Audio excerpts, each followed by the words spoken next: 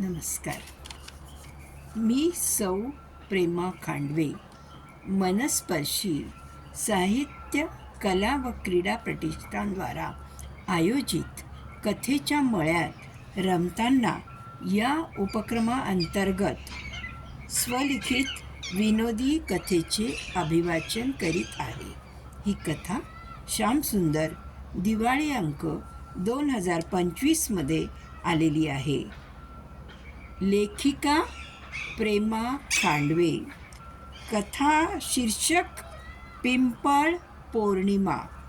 ऐका तर मग विनोदी कथा पिंपळ पौर्णिमा. प्रातःकालची स्वर्णिम बेला साऱ्या आसमंताला आपल्या कवेत घेत दशदिशा उजळीत अवतरली. सूर्यदेव आपल्या तेजस्वी किरणांच्या रथावर आरूढ होऊन पृथ्वी प्रदक्षिणेस निघाले. मृत्यूदेवता यम महाराज आपल्या गगनचुंबी महालाच्या प्रवेशद्वारापाशी प्रतीक्षेत उभे होते. समोर त्यांचे वाहन असणारा रेडेश्वर काळा कुळकुळीत रेडा घेऊन अवतीर्ण झाला. प्रभात महाराज. शुभप्रभात. शुभप्रभात रेडेश्वर. या महाराज. आज वटपौर्णिमा आहे, तेव्हा दरवर्षीच्या रीतिरिवाजानुसार आपण आज पृथ्वीवर अवलोकनार्थ जायचे आहे ना? होय तर रेडेश्वर. महाराज, मग निघायचे का? होय, पण रेडेश्वर, तुमचा हा रेडा आता म्हातारा झाला बरं. तेव्हा असं करा की आपल्यासाठी पृथ्वीवरची नवी उडती बाईक ओला किंवा उबेर बुक करा. महाराज, आपणास त्या बाईकविषयी ठाऊक आहे? मग काय रेडेश्वर, आम्ही रोज गुगेलेश्वराची सतत प्रदक्षिणा करीत असतो. अहो, आम्हाला आउटडेटेड राहून कसं चालेल? टेक्नोसेव्ही जमाना आहे ना. बोला, बाईक लवकर बोलवा. अहो, काय आश्चर्यकारक बाईक आहे महाराज. क्षणात उंच आकाशात, तर क्षणात जमिनीवर, तर क्षणात पाण्यामध्ये. काय मज्जा. महाराज, सांभाळून बसा बरं, कारण बाईकचा वेग जबरदस्त, नाहीतर खाली पडून हाडं मोडायची. अगदी बरोबर बोललात रेडेश्वर. आता आपण एक एक वडाला भेट देऊ. महाराज, या वडावर तर शुकशुकाटच दिसतोय. आजकाल वडावर पहिलेसारखी गर्दी राहिलेली नाही. मला असं वाटतं रेडेश्वर की वडाची पॉप्युलॅरिटी बहुधा कमी झाली असावी. महाराज, या वडावर सुवासिनींची तुरळक ये-जा दिसते आहे. चला, आपण एका बाजूला उभं राहून निरीक्षण करूया. महाराज, तो बघा, सुवासिनींचा घोळका इकडेच येत आहे. अगो बाई, हे काय? नाटकातले सोंगाडे इथे काय करीत आहेत? किती पाणी दिसत आहेत ना. आपण यांची गंमत करूया. अहो महाराज, तुम्ही नाटक सोडून इकडे काय करता? अहो ताई, मी नाटकातला सोंगाड्या नाही बरं. मी खराखुरा यम आहे. यम. वडपौर्णिमेनिमित्त अवलोकन करायला आलो आहे. अहो, कसले अवलोकन करता? आजकाल ना खऱ्या सावित्री ना खरे यम. आणि हे म्हणे खरे यम. अगं, ऐकलत का सख्यांनो? हेच खरे यम आहे बरं. चला पुढे जाऊया. असं म्हणून साऱ्या हसत हसत निघून गेल्या की हो महाराज. महाराज, काय हा घोर अपमान आपला. आजकालच्या सावित्रींना नम्रता ठाऊकच नाही. नाही, थांबू थोडा वेळ इथेच. यांचं संभाषण ऐकूया आपण. अगं, मी माझ्या सासूबाईंच्या धाकानी पूजेला आले हो. नाहीतर पूजेला आले नसते तर टोमणे मारून मारून जीव हैराण केला असता. खरं तर हे मला सर्व काही आवडत नाही बाई. नुसतं थोतांड. अगं हो ना, माझा पण अजिबात विश्वास नाही या पुराण कथा काळातील भाकड कथांवर. काय म्हणतेस? पुराणातली वांगी पुराणातच. महाराज, पुराणात म्हणजे पौराणिक काळात वांगी चांगली चवदार असायची का हो? गब्बस रे, काहीतरी मूर्खासारखे बडबडू नकोस. ऐकू दे त्या काय बोलतात ते. काय ग, त्या ओल्ड फॅशन सावित्रीने एकच नवऱ्याला 7 जन्म बांधून ठेवायचं खूळ काढलं.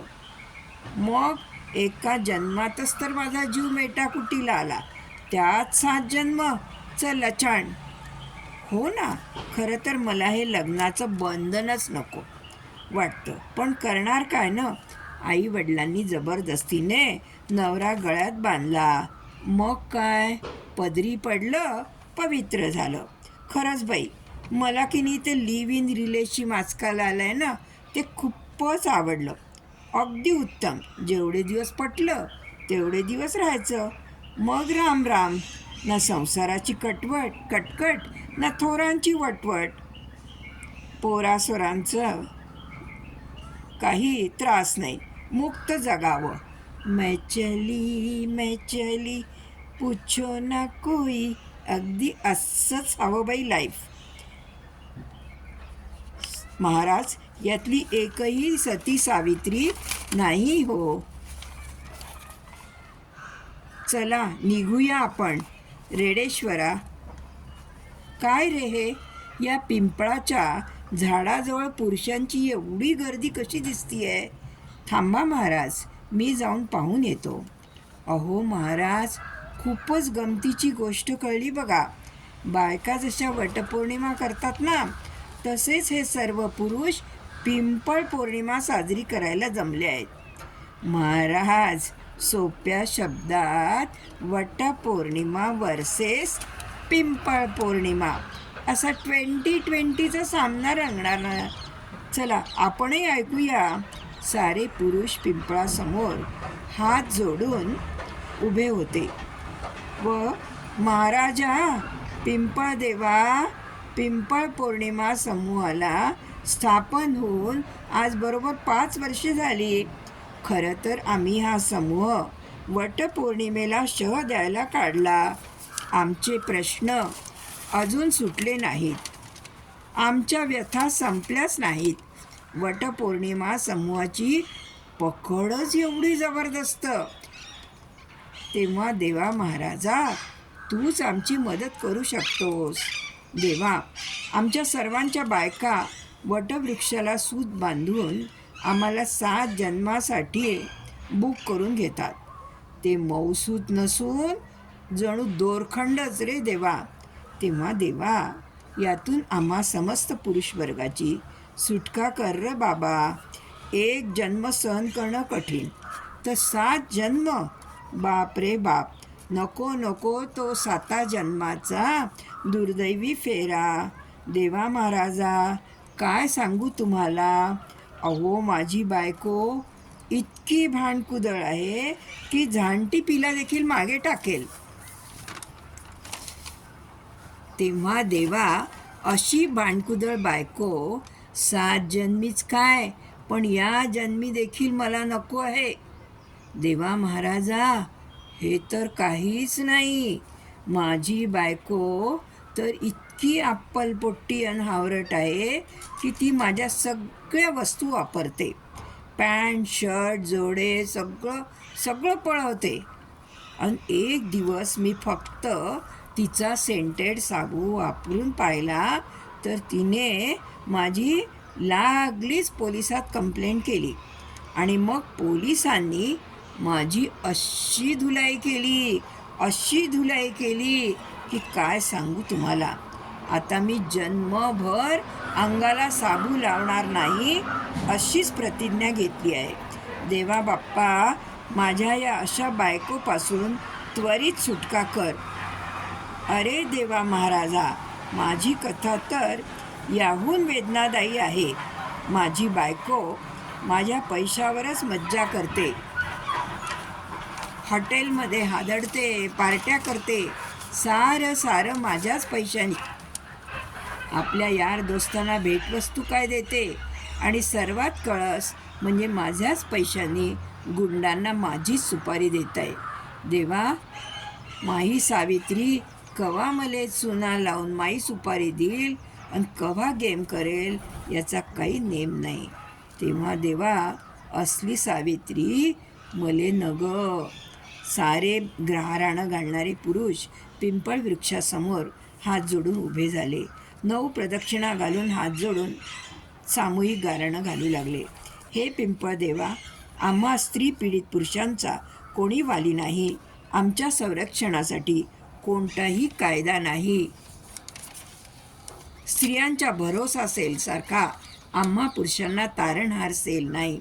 स्त्री संरक्षक कायद्यासारखं पुरुष संरक्षक कायदा हवा. स्त्रियांचा महिला आयोग सारखाच पुरुष आयोग असावा. पुरुष संरक्षक कायदे असावेत. संकटात सापडलेल्या स्त्रीच्या हाकेला लोक धावून येतात, पण स्त्रीमुळे संकटात सापडलेल्या पुरुषाकडे कोणी ढुंकूनही बघत नाही. देवा, आम्हा पुरुषांचे तूच रक्षण कर.